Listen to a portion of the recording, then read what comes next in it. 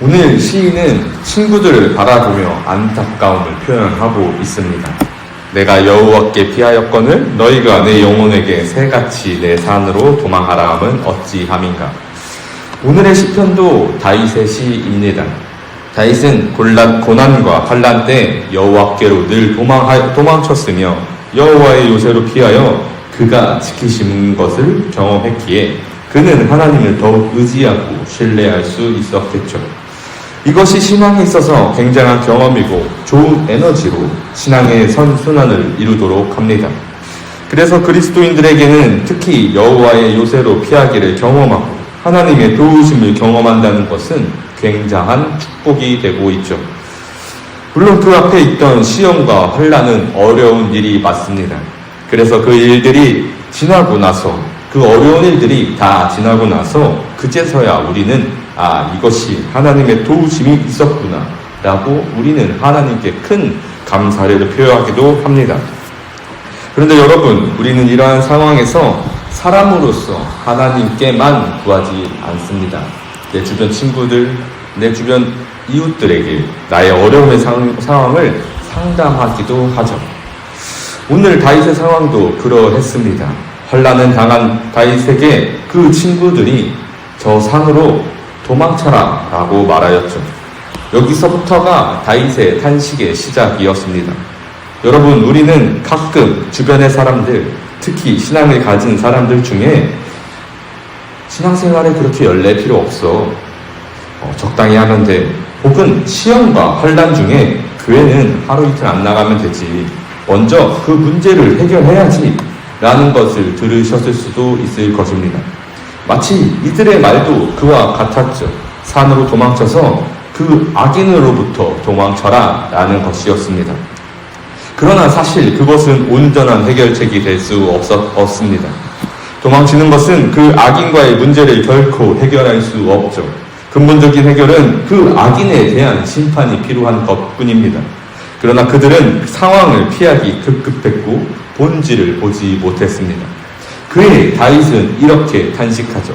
3절의 말씀 함께 읽겠습니다.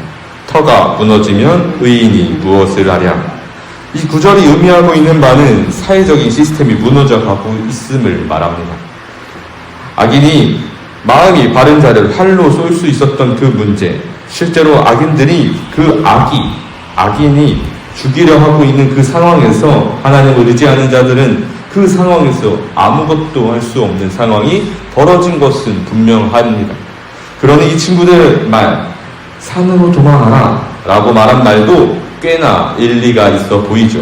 그 정도로 무너진 사회에서 믿음조차 흔들리고 있으니 그렇게 말할 수밖에 없어 보였습니다.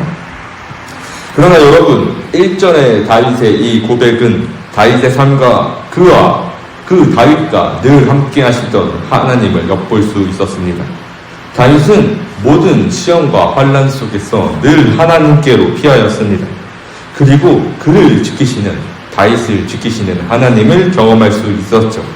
그래서 여러분, 다윗은 이 터가 무너진 상황에서 의인이 무엇을 할지에 대해 정확히 알 수 있었던 것입니다. 바로 하나님 나라를, 그의 성전을, 여호와의 보좌를 바라보며 소망을 품는 것이었죠. 4절의 말씀 함께 읽겠습니다. 여호와께서는 그의 성전에 계시고 여호와의 보좌는 하늘에 있으며 그의 눈이 인생을 통촉하시고 그의 안목이 그들을 감찰하시도다. 우리는 늘 하나님이 악에 대해 진노하시고 그 악을 미워하시는 하나님임을 잘 알고 있습니다. 다윗도 마찬가지였죠. 여호와는 의인을 감찰하시고 악인과 폭력을 좋아하시는 자를 마음에 미워하시도다. 이것이 가능했던 것은 하나님께서 우리를, 다윗을 도우시며 모든 환난 속에서 피할 요새가 되셨기 때문입니다. 이에 대하여 바울은 이렇게 말했습니다. 환난은 인내를, 인내는 연단을, 연단은 소망을 이루는 줄 알미로다. 환난에서 하나님의 도우심을 구하고 그에게로, 여호와께로 피함으로 결국 우리는 우리를 지키시는 하나님을 경험합니다. 그리고 그렇게 연단하시는 하나님임을 그 상황들을 통해서, 결국 그 환난들을 통해서 우리에게 소망을 허락하시고 결국엔 그 소망을 이루시도록 하시죠. 그리고 그 소망이 있기 때문에 다시 환란을 즐거워할 수 있습니다. 그리스도인들의 놀라운 힘은 여기서 발생하기 시작하죠. 다윗도 그와 같았습니다. 무너진 터 위에서 하나님 나라를 바라볼 수 없던 그 상황, 다윗의 친구들은 하나님이 보이지 않았기에, 볼 수 없었기에, 볼 수 없는 그 상황이었기에, 악인들이 팽배하기에 하나님이 보이지 않다라고 여겼을 수도 있습니다. 그러나 다윗은 그럼에도 불구하고 하나님께서 반드시 구원하시고 반드시 그 나라를, 그의 보좌를 우리에게 보여주신다고 굳게 믿을 수 있었죠. 그리고 그 비결은 늘 여호와께로 피했던 것에서부터 시작할 수 있었습니다. 그래서 이런 상황에서 다윗의 소망은 누구보다도 확고하게 고백했습니다. 7절 함께 읽겠습니다. 여호와는 의로우사 의로운 일을 좋아하시나니 정직한 자는 그의 얼굴을 배우리로다. 그러니 여러분, 환난 속에서 도망쳐야 하는 그곳에서 어디를 바라보시겠습니까? 분명히 그 무너져가고 있는 이 세상에서 내가 살기 위해선 산으로라도 피해야 하는 것이 꽤나 합리적으로 다가올 수도 있습니다. 그러나 여러분, 그것은 결코 본질을 해결하지 못함을 보십시오. 악인들은 활로 공격하고 있습니다. 우리가 어디로 가든 그 활로 우리를 쏠 수도 있을 것이죠. 그러면 그 악에 대하여 반드시 심판하시는 하나님을 보십시오. 그리고 그러니 우리는 늘 언제나 여호와께로, 하나님의 품으로 피하십시오. 반드시 그래야 합니다. 우리가 겪는 크고 작은 어떤 시험이든지, 얼마나 크고 얼마나 어려운 시험인지 언제든지 반드시 우리는 늘 그래야 합니다. 늘 우리를 도우시는 하나님을 반드시 경험하십시오. 그리고 그것을 하나님께 구하십시오.